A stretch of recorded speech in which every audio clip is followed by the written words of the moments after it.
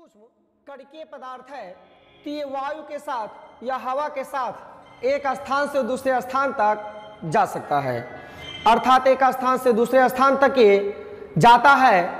कहाँ? वायु द्वारा एक स्थान से दूसरे स्थान तक ये कहाँ जाएगा बच्चों? वायु के साथ एक स्थान से दूसरे स्थान तक ये आसानी से पहुंच सकता है। क्या बच्चों? फ्लाई ऐश।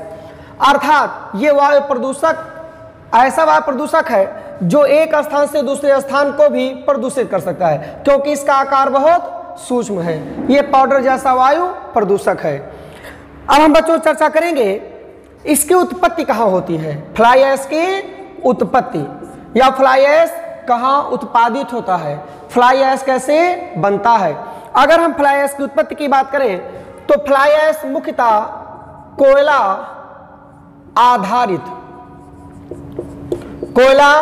आधारित ताप विद्युत घरों से,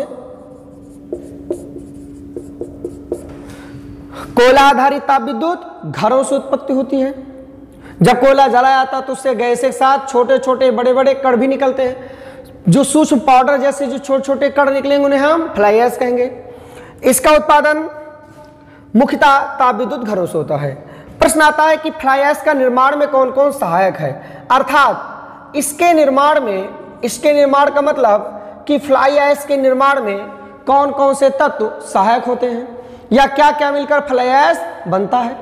फ्लाई ऐश के निर्माण में छात्रों, फ्लाई ऐश के निर्माण में एल्यूमिनियम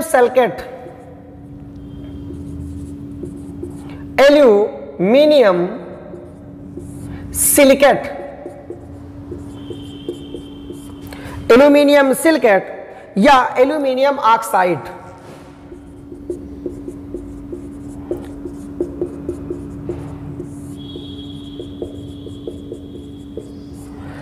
इसके निर्माण में कौन सहायक है? एल्यूमिनियम सिलिकेट या एल्यूमिनियम ऑक्साइड, जिससे हम Al2O3 कहते हैं। जिसे हम बच्चों क्या बोलते हैं? एल्यूमिनियम सिलिकेट या एल्यूमिनियम ऑक्साइड, जिसे हम क्या बोलेंगे? Al2O3। इसके साथ फ्लाई ऐश के निर्माण में कौन सहायक है? इसके साथ सिलिकॉन ऑक्साइड,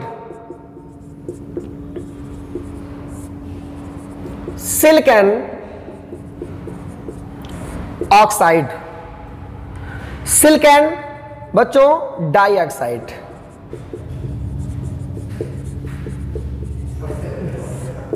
सिलिकॉन डाइऑक्साइड, जिसे हम SiO2 भी कहते हैं। उसके बाद कैल्शियम ऑक्साइड,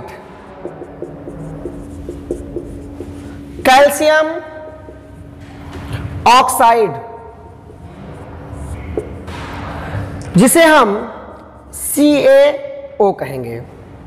प्रश्न है कि फ्लाई ऐश की उत्पत्ति कैसे होती है? तो फ्लाई ऐश की उत्पत्ति मुख्यतः बच्चों कोयला आधारित ताप विद्युत घरों से, जहां कोयले से बिजली बनती है। जब कोयला जलता है तो धुआं निकलता है, धुएं के साथ प्रदूषित गैस निकलते हैं और गैस के साथ छोटे बड़े आकार के कण निकलते हैं।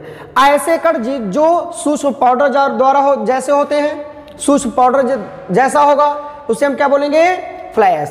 पर फ्लाई ऐश किन किन चीजों से मिलकर बना होता है? तो फ्लाई ऐश का निर्माण एल्यूमिनियम सिलिकेट के माध्यम से होगा या इसे हम एल्यूमिनियम ऑक्साइड कहेंगे। सिलिकॉन डाइऑक्साइड मिलकर बना होता है या कैल्शियम ऑक्साइड। तो ये प्रश्न एग्जाम में आता है कि एल्यूमिनियम सिलिकेट, सिलिकॉन डाइऑक्साइड और कैल्शियम ऑक्साइड मिलकर किसका निर्माण करता है? फ्लाई ऐश का। अब बच्चों हम चर्चा करेंगे फ्लाई ऐश से संबंधित महत्वपूर्ण तथ्य पर। फ्लाई ऐश संबंधित महत्वपूर्ण तथ्य पर चर्चा किया जाए तो पहली बात, फ्लाई ऐश में क्या क्या होता है। फ्लाई ऐश में कौन कौन से प्रदूषक पदार्थ पाए जाते हैं जो वायु प्रदूषक में सहायक है। जैसे बच्चों फ्लाई ऐश में शीशे के साथ आर्सेनिक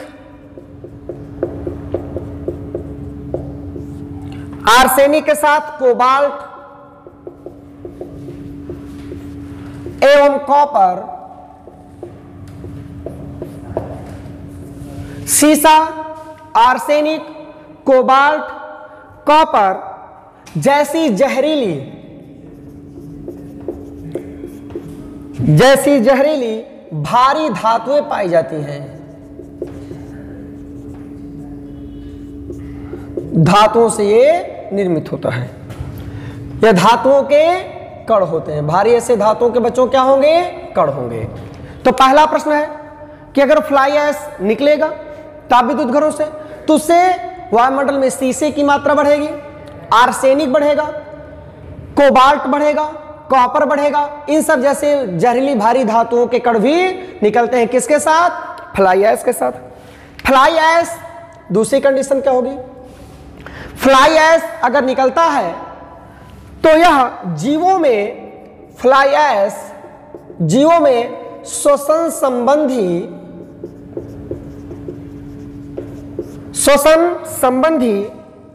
रोगों का कारक है।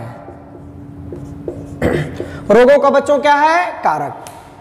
फ्लाई ऐश वायुमंडल में होगा, अगर निकलेगा तो ये जीवों के स्वास्थ्य संबंधी रोगों का कारक बनता है। इससे श्वसन तंत्र डैमेज होता है। किससे बच्चों? फ्लाई ऐश से। और क्या तीसरा रीजन क्या होगा फ्लाई ऐश से? तीसरा सबसे बड़ा कारण बच्चों क्या है? तीसरा, फ्लाई ऐश उड़ते हुए पेड़ पौधों की पत्तियों के रंध्रों पर जम जाता है। पेड़ पौधों के रंध्रों पर जमने से प्रकाश संश्लेषण प्रभावित होता है और धीरे धीरे जब प्रकाश संश्लेषण प्रभावित होगा तो पेड़ धीरे धीरे क्या करेंगे?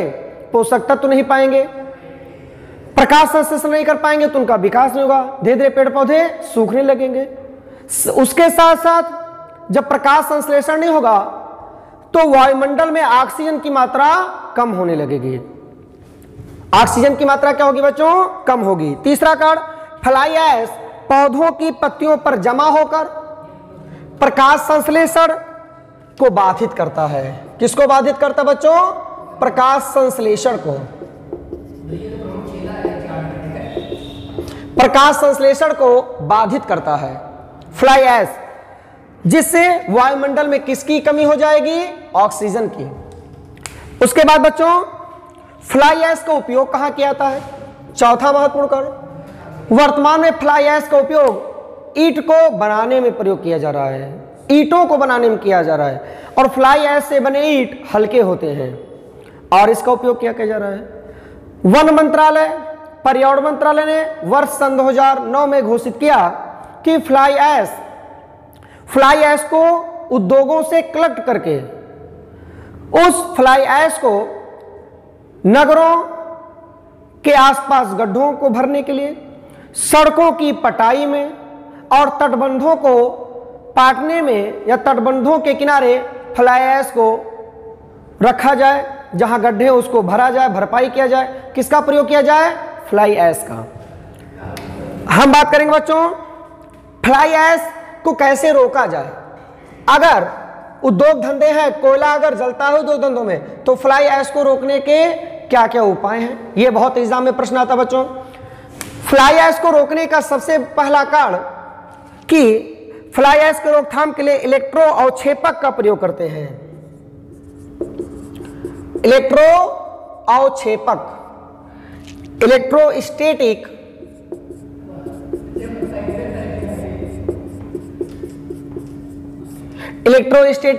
अवक्षेपक का प्रयोग किया जाएगा। इलेक्ट्रोस्टैटिक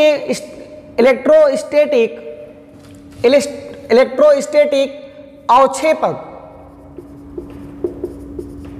एक यंत्र है और इस यंत्र के माध्यम से फ्लाई ऐश को चिमनियों में कलेक्ट किया जा सकता है। किसके माध्यम से? इलेक्ट्रोस्टैटिक अवक्षेपक के माध्यम से।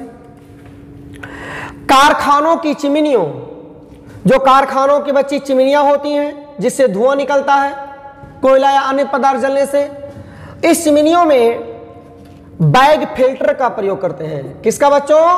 बैग फिल्टर का। बैग फिल्टर एक यंत्र है जिसको चिमनियों या ईंट भट्ठों के चिमनियों या कारखानों की चिमनियों में फिट कर दिया जाता है। कौन सा फिल्टर? Bag filter. और ये फ्लाई ऐश को वायु में जाने से रोकता है और फ्लाई ऐश को क्या करता है, कलेक्ट करता है। तो बैग फिल्टर का प्रयोग करेंगे क्या, गैसों धुओं से फ्लाई ऐश को अलग करने के लिए। इलेक्ट्रोस्टैटिक अवक्षेपक का उपयोग करेंगे फ्लाई ऐश को रोकने के लिए बच्चों। अगर जिस 50 माइक्रोन से कम व्यास वाले, जिस कण का आकार कितना हो, 50 माइक्रोन, जिस कण का आकार 50 माइक्रोन से 50 माइक्रोन व्यास से कम हो, जिस कण का आकार 50 माइक्रोन व्यास से कम हो, ऐसे कण को अलग करने के लिए बैग फिल्टर का प्रयोग करते हैं। एक शर्त है बच्चों, जिस कण का आकार 50 माइक्रोन व्यास से कम होगा उसे हम उन चिमनियों में, उन उद्योग धंधों में हम क्या करेंगे, बैग फिल्टर का प्रयोग करेंगे।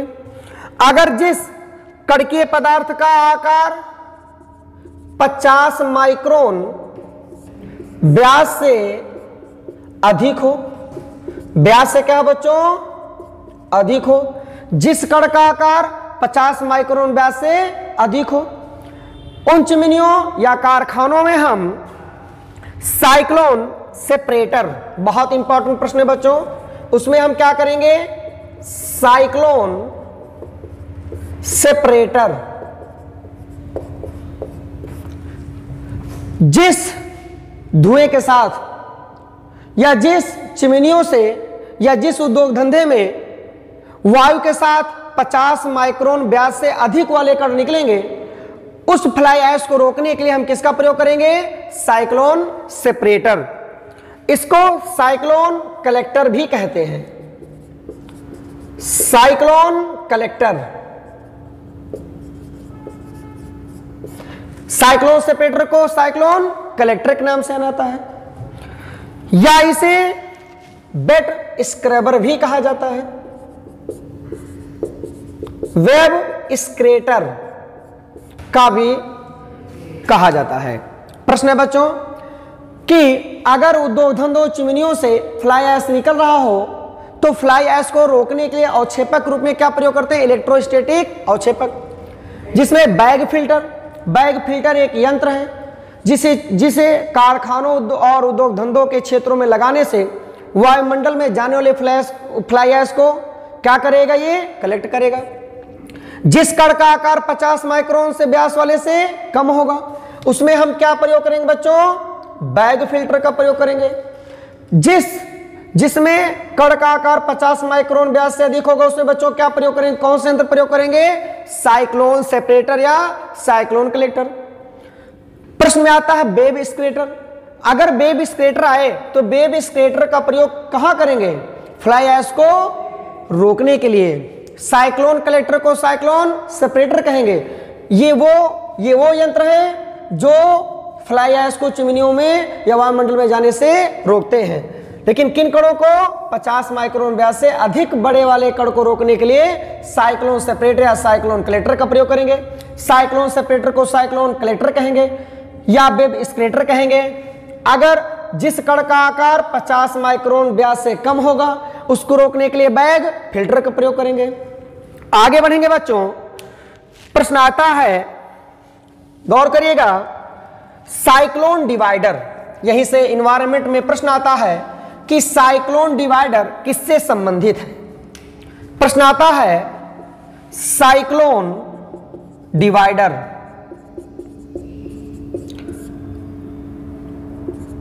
Cyclone divider. क्या साइक्लोन डिवाइडर पर्यावरण प्रदूषण को या कणकीय प्रदूषण को रोकने के लिए यंत्र है? नहीं। साइक्लोन चक्रवात अर्थात डिवाइडर की बात कर रहा है। साइक्लोन चक्रवात को रोकने के लिए जो डिवाइडर होगा उसे हम साइक्लोन डिवाइडर कहेंगे। अर्थात साइक्लोन डिवाइडर वायु प्रदूषक कण को चिमनियों या कारखानों में नहीं लगाया जाएगा, क्योंकि ये शब्द साइक्लोन चक्रवात डिवाइडर का नाम ले रहा है, ना कि वायु प्रदूषक के यंत्र की बात कर रहा है। तो साइक्लोन डिवाइडर ऐसा यंत्र नहीं है जिससे पर्यावरण प्रदूषक के कण को रोका जा सके। आगे बढ़ेंगे बच्चों, अगला प्रश्न आपसे पूछेगा, हम बात करेंगे अब आगे पार्टिकुलेट मैटर की। किसकी बात करेंगे बच्चों? पार्टिकुलेट मैटर की। पीएम, पीएम इसको कहा जाएगा पार्टिकुलेट मैटर,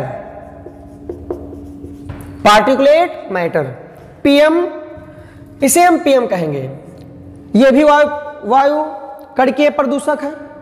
पीएम 2 मुख्यतः 2 प्रकार के, एक पीएम 2.5 और एक पीएम 10। अर्थात पार्टिकुलेट जब कोई पदार्थ जैसे कोयला या ईंधन जलता है तो जलने से उससे टूट टूट कर कण निकलते हैं, जिसे क्या कहा गया, पीएम, अर्थात पार्टिकुलेट मैटर। उस पदार्थ से टूटा हुआ पार्टिकुलेट मैटर को क्या कहा गया, पीएम। पीएम 2 प्रकार का होगा, पीएम 2.5 एंड पीएम 10। ये दोनों ही हानिकारक हैं और भारत में ये शब्द, ये पीएम 2.5 और पीएम 10 बहुत ही आप ठंडी के समय में, शीत ऋतु में जब दिल्ली और अन्य क्षेत्रों में प्रदूषण की मात्रा बढ़ती है तो लगातार इस शब्दों से पीएम 2.5 और पीएम 10 की खबरों से आप लगातार अवगत होते रहते हैं। पर अब हमें समझना यह है कि पीएम 2.5 और पीएम 10 क्यों महत्वपूर्ण है। भारत में पीएम 10 और पीएम 2.5 अति महत्वपूर्ण है वायु प्रदूषण के लिए। जिस कण का आकार 2.5 होगा या उससे छोटा होगा तो ये कण वायु में घुले होंगे, बहुत सूक्ष्म है और ये उड़ते हुए एक्चुअली में हमें दिखाई नहीं देंगे। और वायु प्रदूषण के साथ, वायु के साथ जब हम तेजी से वायु को शरीर में ग्रहण करते हैं तो ये हमारे नाक या मुंह के माध्यम से ये हमारे फेफड़े तक पहुंच जाते हैं। कौन बच्चों, पीएम 2.5। और हमारे फेफड़े वो वायु कोष होता है। क्या होता बच्चों, वायु कोष। धीरे धीरे एक्चुअली में पीएम 2 छोटा कण है और ये फेफड़े के वायु कोष के माध्यम से धीरे धीरे हमारे ब्लड, हम लोगों के शरीर के ब्लड में पहुंचता रहता है।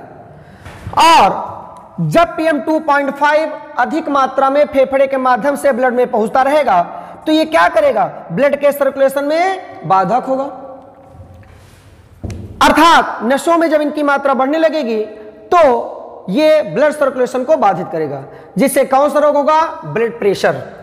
अर्थात वर्तमान में ब्लड प्रेशर के मरीज अधिक हो रहे हैं क्योंकि प्रदूषक में पीएम 2.5 की मात्रा बढ़ रही है बच्चों। पीएम 10 क्या करता है, ऐसा कणकीय पार्टिकुलेट मैटर है ये जिसका आकार पीएम 10 मतलब 10 माइक्रोन का होगा, थोड़ा बड़ा होगा।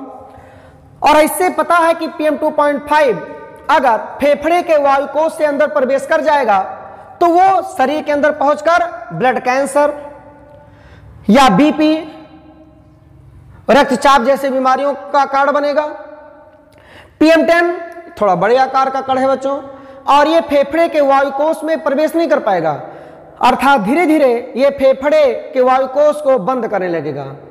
दमा, अन्य जैसी बीमारियां फैलेंगी, सांस लेने में दिक्कतें होंगी।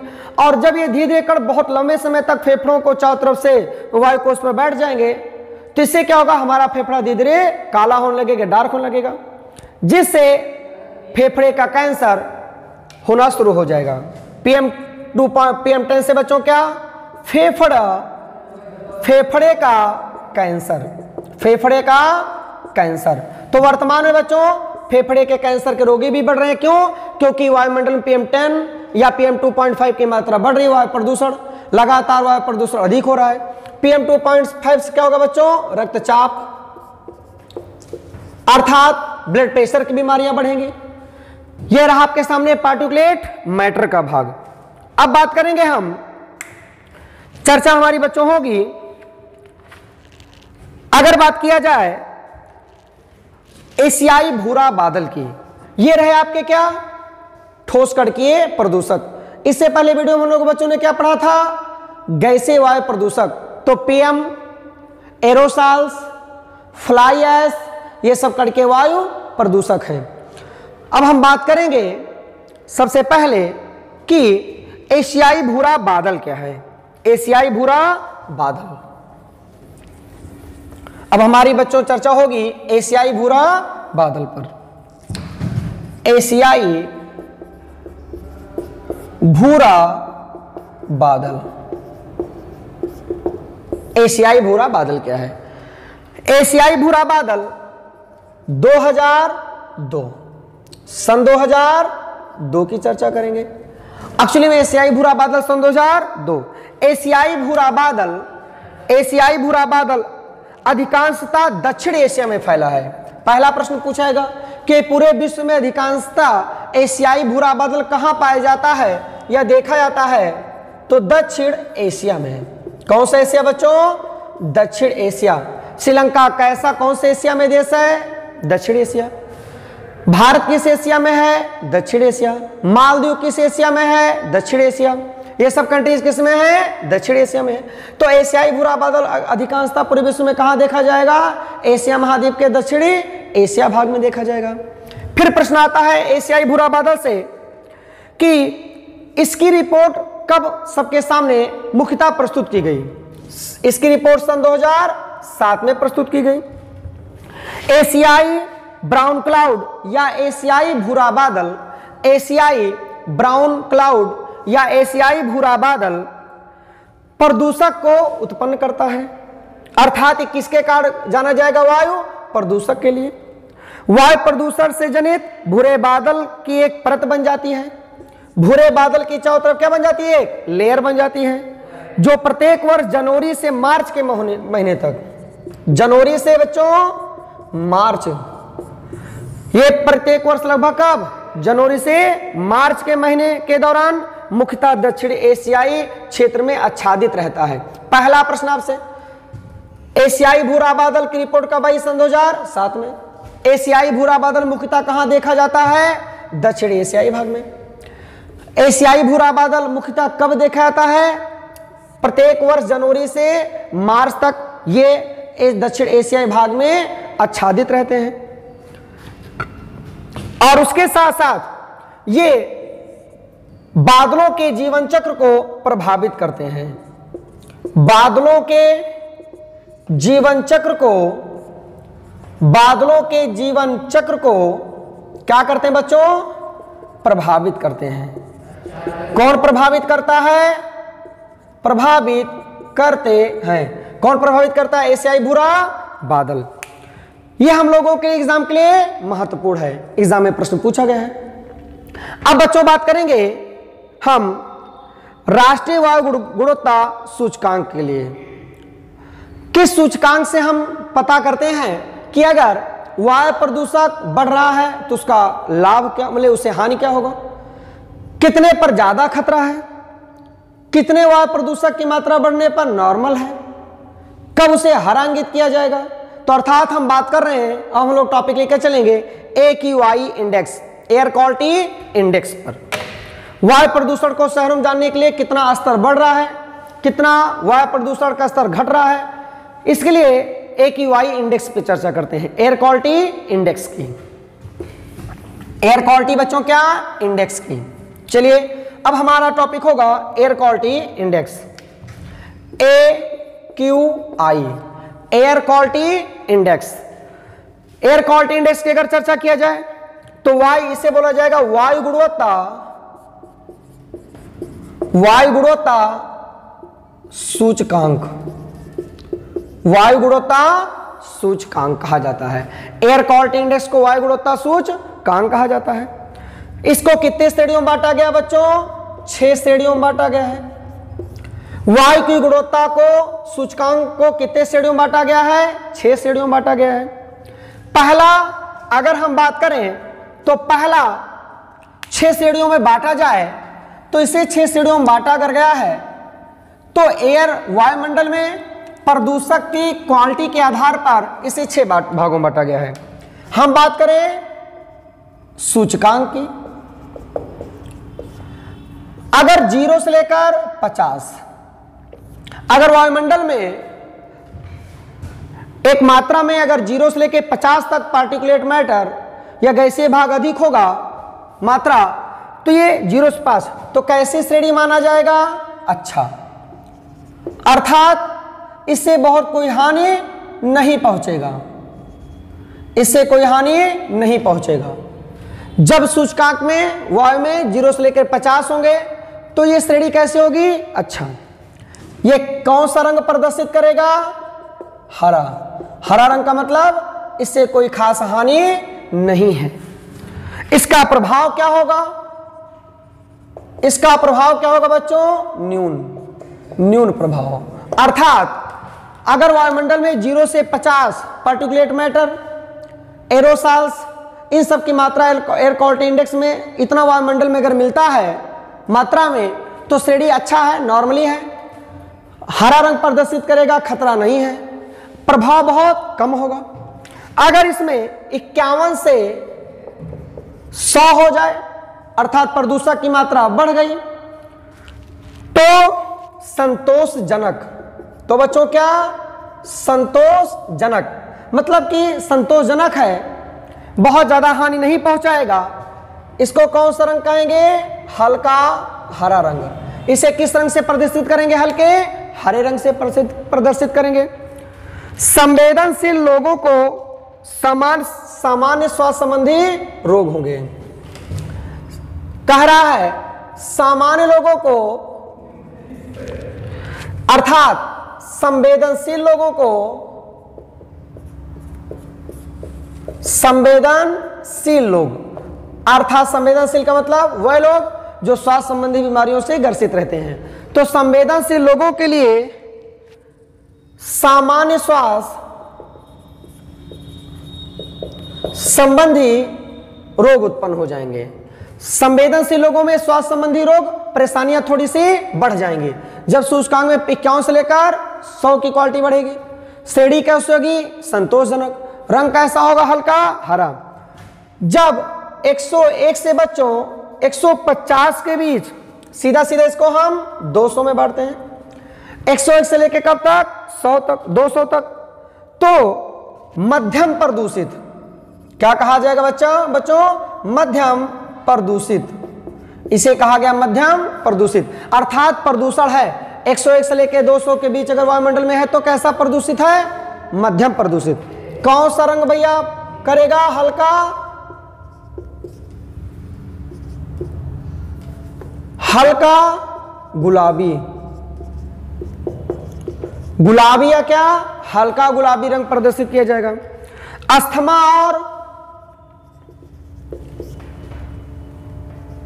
और हृदय रोगियों के लिए दिक्कतें खड़ी होने लगेंगी।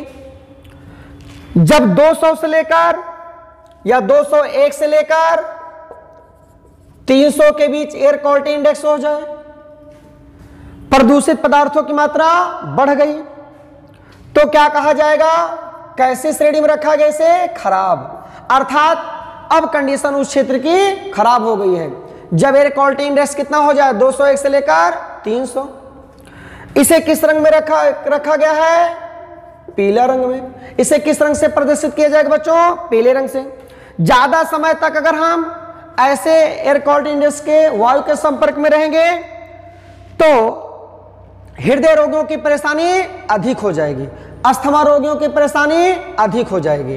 अर्थात अस्थमा और हृदय रोगियों की परेशानी, इनकी परेशानी बढ़ जाएगी। कब? जब एयर क्वालिटी इंडेक्स 201 से लेकर 300 के बीच होगी। अर्थात इसको किस श्रेणी में रखा गया है? खराब श्रेणी में। किस रंग में रखा गया है? कैसा रंग प्रदर्शित करेगा? पीला।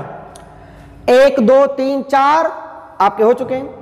पांचवा बच्चों, अगर हम बात करें पांचवें की, तो 300 से लेकर 301 से लेकर बच्चों कितना तक? 400। एयर क्वालिटी इंडेक्स कितना होगा? 301 से लेकर 400। इसे किस श्रेणी में रखा गया है? बहुत खराब श्रेणी में। कैसा खराब? बहुत खराब। अर्थात एयर क्वालिटी इंडेक्स जब 301 से लेकर 400 हो जाए सूचकांक में, पॉल्यूशन की मात्रा एयर में अधिक हो जाए, तो किस श्रेणी में रखा गया इसे? बहुत। इसे किस रंग से प्रदर्शित किया जाएगा बच्चों? लाल रंग से। लंबे समय तक संपर्क और श्वसन संबंधी क्षेत्रों में रहने पर फेफड़े और हृदय संबंधी रोगियों की समस्याएं बहुत अधिक हो जाएंगी। कब? जब एयर क्वालिटी इंडेक्स 301 से लेकर बच्चों कितना होगा? 400। उसके बाद अगर हम एयर क्वालिटी इंडेक्स 401 से लेकर कितना देख लिया जाए? 500। जब 401 से लेकर 500 के बीच एयर क्वालिटी इंडेक्स हो जाएगा बच्चों, तो इसे क्या कहा जाएगा? गंभीर। अर्थात उस क्षेत्र में वायु प्रदूषण बहुत ज्यादा गंभीर है, और इसे हम क्या बोल देंगे, किस रंग से प्रदर्शित करेंगे? गहरे लाल रंग से। अर्थात बहुत ज्यादा वो क्षेत्र प्रदूषित है, वायु प्रदूषित है। स्वस्थ लोगों को भी, जो अच्छे लोग हैं, जो स्वास्थ्य संबंधी बीमारियों से नहीं ग्रसित हैं, वो भी क्या होने लगेंगे? बीमार होने लगेंगे। तो सबसे खराब कंडीशन कौन है बच्चों? 401 से लेकर 401 से 500, 1 2 3 4 5 और 6। अर्थात एयर क्वालिटी इंडेक्स को कितने भागों में बांटा गया है? 6 भागों में बांटा गया है बच्चों। यही पर अपने बारी को विराम देते हैं, इससे आगे अगली क्लास में पुनः कल। धन्यवाद।